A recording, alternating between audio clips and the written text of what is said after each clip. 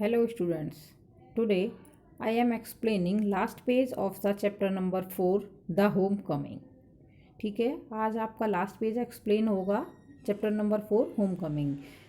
River steamer calling out the mark on the plum line.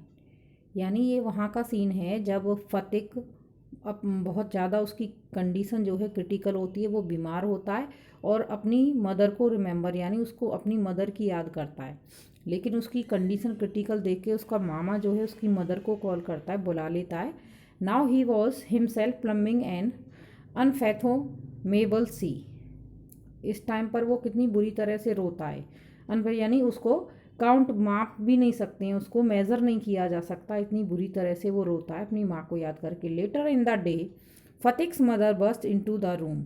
यानी उसके बाद क्योंकि उसके मामा ने उसे कॉल कर दिया उसकी मदर को, room like a whirlwind and began to toss from side to side and moan a cry in a loud voice. तभी उसकी माँ अचानक से, तब वो जब रो रहा होता है अपनी माँ के लिए, अनकंफर्टेबल फील करता है, उसकी माँ नहीं थी क्योंकि वहाँ पर, तो उसकी माँ तभी एक वर्ल्ड बेनी एक हवा के झोंके की तरह तेज़ी से रूम में एंटर होती हैं और इधर उधर देखने लगती हैं और बुरी अपने बेटे की वो कंडीशन देख के बुरी तरह से रोने लगती हैं. लाउड वॉइस में क्राई यानी वो बहुत ज़ोर ज़ोर से रोने लगती हैं उसकी कंडीशन देख के फतिक की. विशंबर ट्राई टू काम हर एजिटेशन.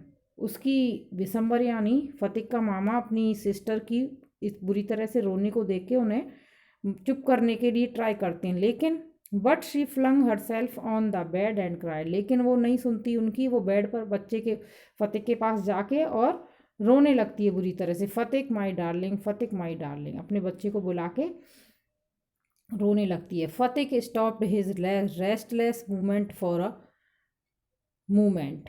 रेस्टलेस यानी बहुत बेचैन, उसको बेचैनी हो रही थी. जो फतिक इतना रेस्टलेस था कि उसको जो घबराहट हो रही थी एक तरह से कहते हैं, क्योंकि उसकी कंडीशन सही नहीं थी, तो 1 मिनट के लिए वो रुक जाता है, यानी वो अपनी मूवमेंट रोक देता है. His hand ceased beating up and down.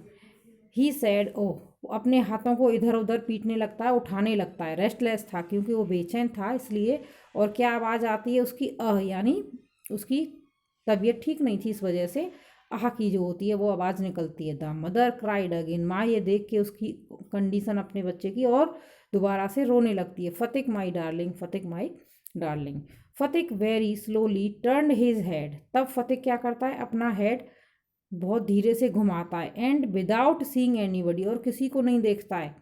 Sad क्या कहता है, mother the holidays have come. अपनी माँ को बोलता है कि क्या माँ, क्या छुट्टियाँ हो गई हैं. यानी वो वेट कर रहा था छुट्टी होने का कि, और उसे अपने घर जाना था, अपने गांव जाना था. उसे लगा कि अब छुट्टी हो गई और वो अपनी माँ के साथ चला जाएगा. ओके, तो I have completed this chapter. I will provide you work of this chapter through PDF.